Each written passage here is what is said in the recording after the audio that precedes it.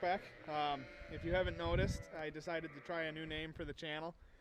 Because I work mostly on John Deere stuff, we're going to go with Green Iron Garage for now and see how it fits.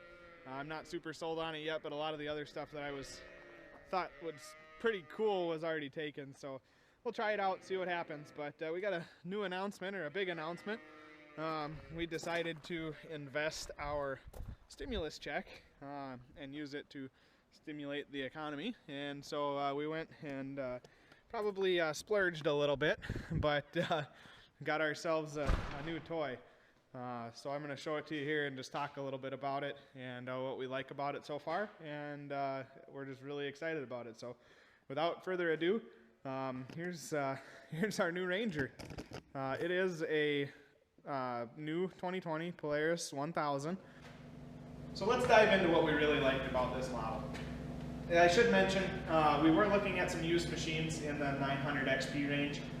We found one that we wanted to go look at, and apparently they're in high demand right now, and somebody ended up buying it before we even got a chance to get to town to look at it after it got to the dealership. So we pretty much gave up on the used side of things and decided to go look at a new machine. So probably the biggest feature that I like about this 2020 1000 is not something that really benefits me a whole lot, but my wife is a pretty short lady, and her dad has a 900 XP, and in order for her to reach the pedals, she has to sit pretty far forward on the seat. And I didn't like the idea of that. I wanted her to be able to wear her seatbelt and still be comfortable, and so I just didn't like that she couldn't reach the pedals and that the seat wasn't adjustable. So that was a huge selling feature for us, was the adjustable seat. On the downside, the dog likes to ride with us, and I've been finding it difficult to find seat covers for the 60/40 bench seat that's in this machine. Hopefully as time goes on here, there'll be something decent on the market that we can look at to take care of that problem. But I just don't want to have a dog, rip up the seat on my new Ranger. So to go along with that, you have a lot of the cool features that have been on the machines already. Tilt steering wheel. The opening is actually a little bit bigger on this machine, so it's a little easier to get in and out of. This 1000 engine, I actually, right before shooting this video, my father-in-law and I just went and swapped machines and did some driving, and I really don't notice a whole lot of difference as far as how hard they take off or anything like that. But one comment that he made after spending a lot of time on his 900 over the last couple of years is that he felt like this one had a lot more lugging power. He said this one could go pull the plow a lot better. And that's true. That's what Polaris was going for with this 1000 single overhead cam engine. Because, and I'm not going to beat you to death with statistics, but or specifications, but Polaris designed this model to have its peak torque in that 3000 RPM range instead of like the 6000 RPM range of the XP 900s. And so you can definitely notice that at low RPMs that you're getting a lot more power out of it. So we're going to use it for things like spraying the yard, dragging the gravel, pulling small trailers around, things like that, hauling bales, just general farmyard stuff. But we're also going to be taking it down the road to check fields and probably help pick rock once in a while, things like that. So it's a nice mix of having good snort to go down the road and also having that lower power to make it more usable for us around the farm. And that's a big reason we went with the 1000 premium EPS instead of going with an XP 1000. The other big reason is there's about a $2,000 or $3,000 price difference.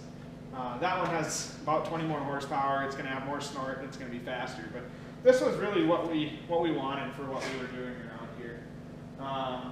So like I said, I'm not going to get too in depth in the specs and stuff. There's a lot of other videos that do that. But just to run down some of the things that we did on this machine. One of the first accessories that really caught my eye was this front bumper. And I'll give you guys a little bit closer look. So everything from this point out and to right here was added on. So they call that an upper brush guard or an upper bumper. We do plan on going out to the Black Hills out in South Dakota a few times a year. My wife's family has been doing that for the last couple of years with her sister's in-laws.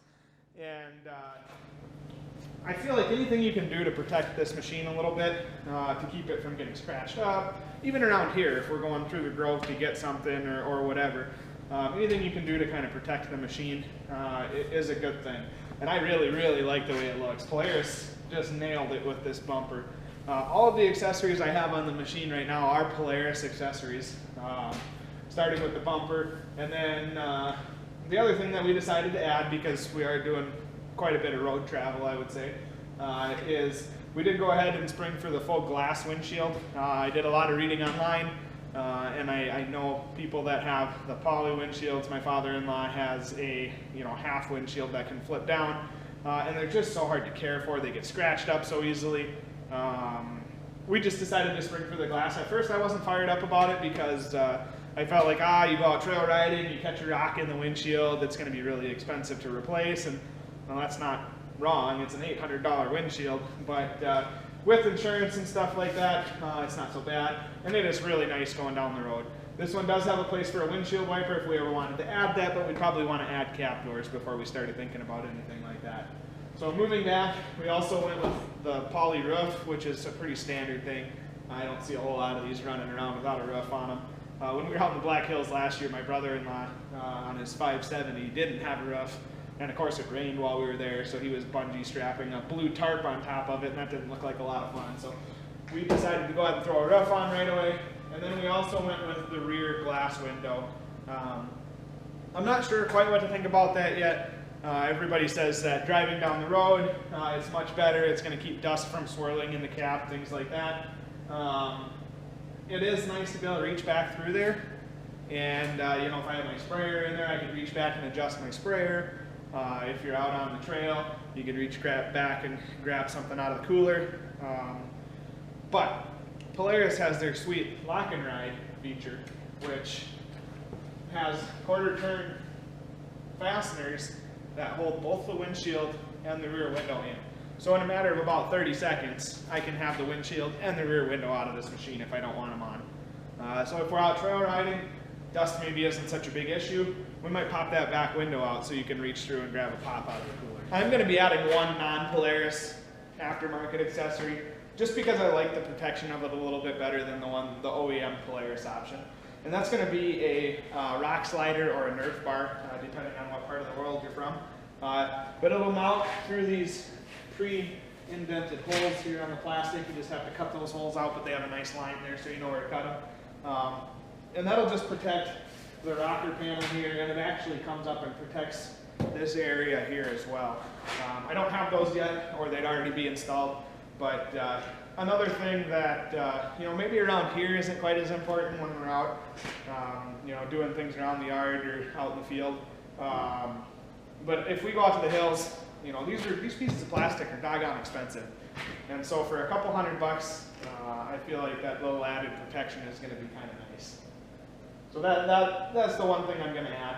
I've looked at a few rear bumpers as well, because if you're familiar with these machines at all, the muffler is now at the rear of the machine instead of beside the engine. And I'm a little nervous that that's going to get backed into something, but I really haven't found anything that I've fallen in love with yet. So I think we'll leave that be for now. But other than that, it's been great. We've only got 10 miles on it, so I mean, this is just an initial reaction video, I guess you would call it. And I'm sure we'll have updates to come.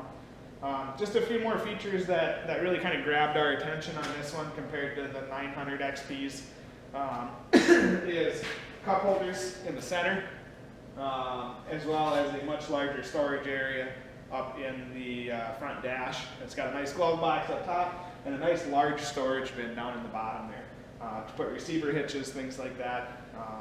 This one does have a higher towing capacity than the 900 XP. You can actually tow up to, I think it was 2,500 pounds with this one.